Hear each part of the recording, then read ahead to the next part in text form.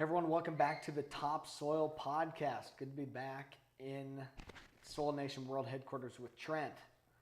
Trent, a lot of big, Trent with Stout Seeds and myself with Continuum. I've been super busy over the last month planting. We're down here in southeast Iowa. Things are up and growing now. I think there might be a couple percent of the acres that still got to be planted, but for the most part, everything's all done and looks pretty good for the most part. There's going to be some issues arise, or like we can kind of see some issues coming, that's for sure, but for the most part, things look pretty good.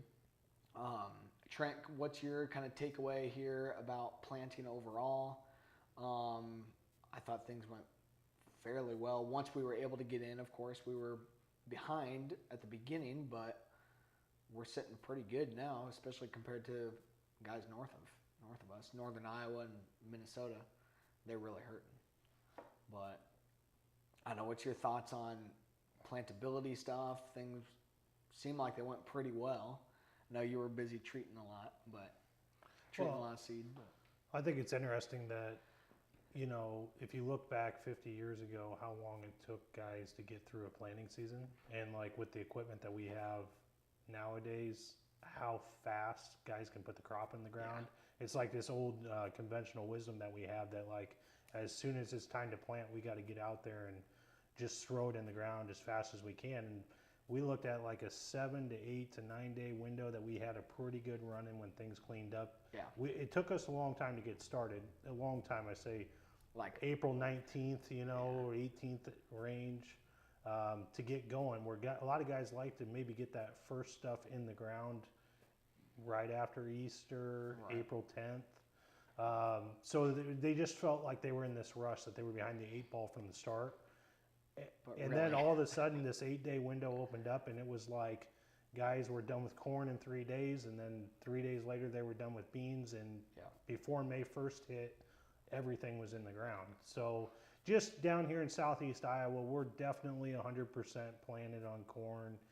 The first time around, we had some rains that guys are probably going to do a little bit of replanting yet, or, you know, they already have done some replant.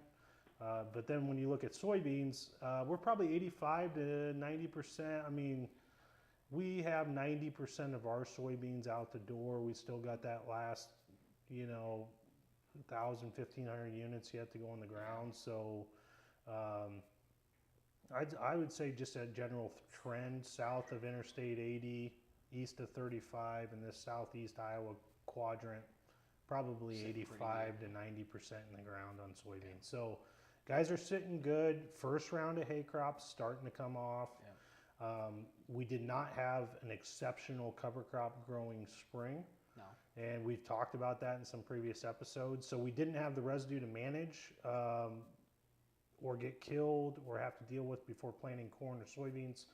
So for some guys that actually probably helped out. But for the guys that needed that for forage, they're looking at some pretty smaller tonnage, a lot less yield with cereal rye, triticale, whatever it may be that they typically chop this time of year. And after some really poor hay crops last year because of the drought south of Highway 92, some of these cattle guys down there are probably stretching and scratching for how they're going to make the feed inventory stretch this year. So overall, that's just pretty much some general thoughts of the progress of planting that I've seen so far. No, I definitely think right along the same lines. And as far as some of the cover crop stuff now, I mean, anything that didn't get killed off, didn't get sprayed, most of that rye now is up and headed out. It's definitely not 7 foot tall like we've seen before, but it's 3 foot tall, and it hit that anthesis, you know, over the winter, and now it knows it's time to be done. It just doesn't have the big old growth. And I think things are decomposing pretty well too.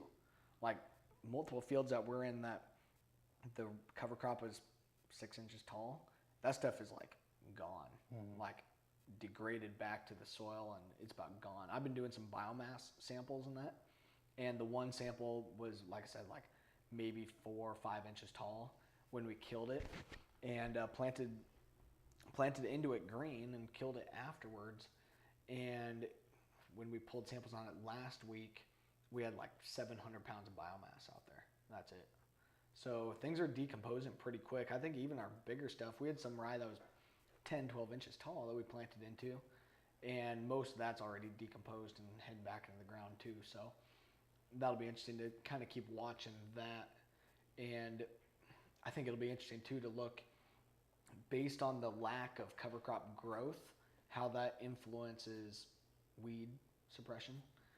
I know we're spraying post-emerge stuff here this week and trying to hold off as long as we can to let some of the stragglers kind of get going and all that too, and have stuff out there that we can kill as much as we can and let that crop get up in canopy. But we don't have the cover crop weed suppression like we've had in the past.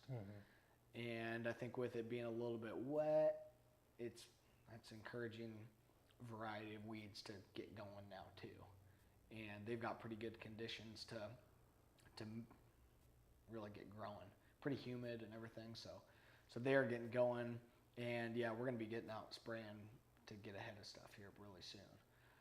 With that, we were looking at spraying off our cover crop and stuff, and I know we had talked earlier about switching in like gramoxone and whatnot versus Roundup. So wanted to give a little bit of an update on that.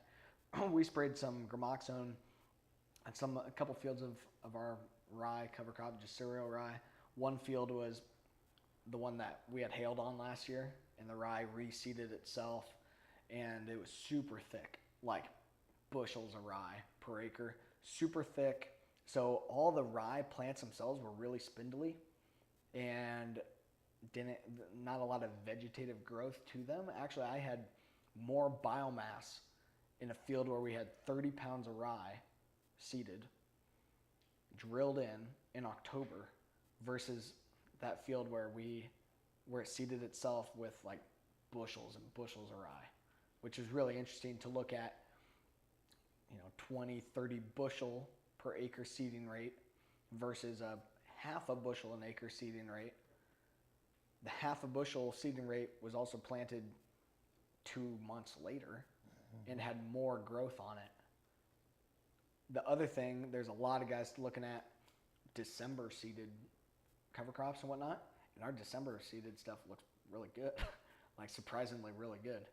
And but anyway, so back to the gramoxone stuff. So where we sprayed the gramoxone on the rye that was really thick, it did not get it killed very well. Where it was really thin and that gramoxone was able to work really well and get good even coating, it worked pretty well. But some of our gramoxone where it was thick, we had to come back in and actually clean it up with Roundup. And where we just sprayed the Roundup, that worked fine on the first pass, and no big deal. Things killed pretty well compared to what we've seen in the past. And so now we're happy with it. Now things are cleaned up, and I think our corn looks really good. We had our trash rippers set pretty aggressive here this year, just pushing everything right out of the way, and we got a pretty good furrow, I think, underneath that. And pretty good conditions in. Once we got that seed in the ground, at the early part of that window, we had good heat, almost a little too dry, needed a little bit of rain. But once we got the rain, things went really well. Now our corn looks good. One thing we were kind of brought up, and maybe we don't dig into it too much here today, but talking about some of these emerging issues with some corn that's starting to look yellow, and some things are, I don't know, that the corn is needing to get to that second level of nutrients in the ground. It's ready for a little extra shot. Things are wanting to grow fast. We're getting the heat units, and that corn's wanting to take off. And I think the moisture is there. The sunlight now, ended up being pretty nice here today, but it was kind of cloudy for most of the day. But what's your thoughts there, Trent, I guess, on that, the nutrients that we've got out there, and the seed, for the most part, seedlings looked really good to begin with. Now I think we're running into a little bit of issues.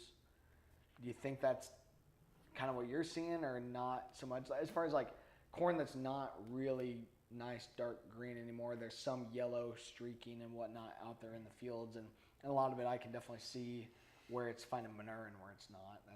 That's been really obvious. But Well, I think we're going to do a whole episode on that yeah, maybe we tomorrow. don't really dig into it too much right now. So we'll have a whole planning report card episode for you guys tomorrow. That just will detail a lot of the agronomic issues that we're seeing in the field right now. Yeah. But going back to your Gramoxone and Roundup, yeah, just talking about the different styles of kill that we've kind of seen, there's really three major burn downs when it comes to cereal rye.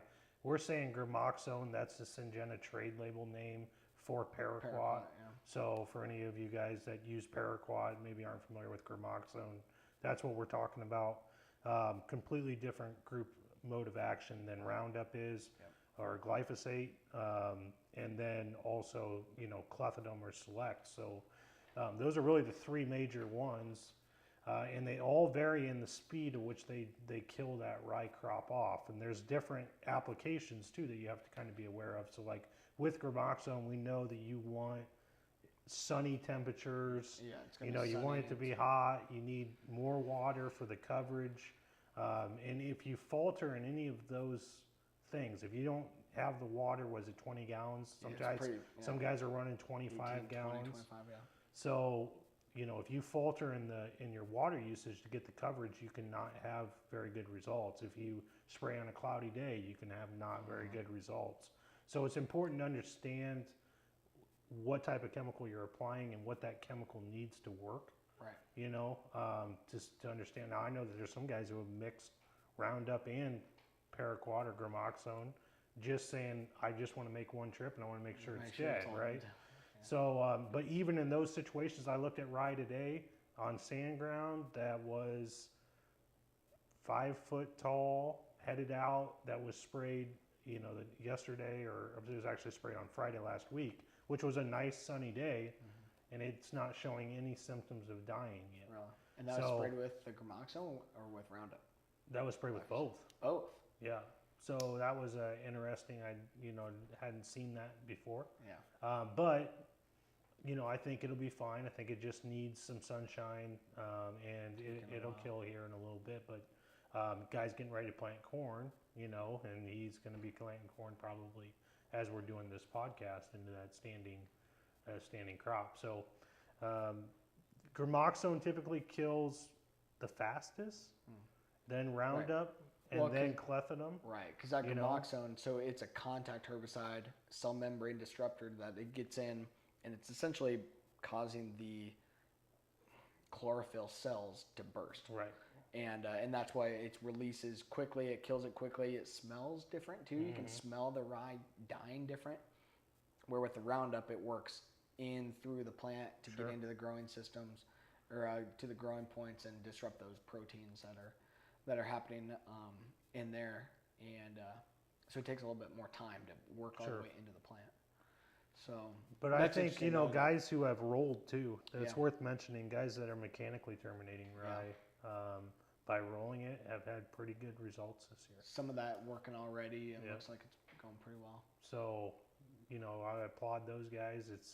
It's hard to do that at scale. I don't know if we quite have that figured out, or widespread adaption of, if I had 1,200 acres of rye and I wanted to plant corn, whether I'm going to take an 8-foot roller and go out there and roll it down. That's kind of always the thing. So I don't know if somebody's, I know that guys are experimenting with building bigger rollers, but you got to have bigger tractors. Those are heavy machines. So it's interesting to see what's going to happen from that. But that looks to be a fairly effective method, for guys. So, but other than that, cover crop termination, like you said, it didn't get very big this year. No. Things got deteriorated pretty quickly. I don't think we're going to see near the seed to N ratio. Plus, we're so much more knowledgeable about that now that we should be on the air of the plus side on nitrogen this year. Yeah. And so I don't foresee there being a ton of issues from a carbon standpoint from our cover crops. Right. Agreed. So, well, let's dig into that a little bit more here later as we go about. But good little update here for today, and we'll have a lot more to come here really soon. So thanks for tuning into this episode. We'll keep a lot more updates coming here later this week.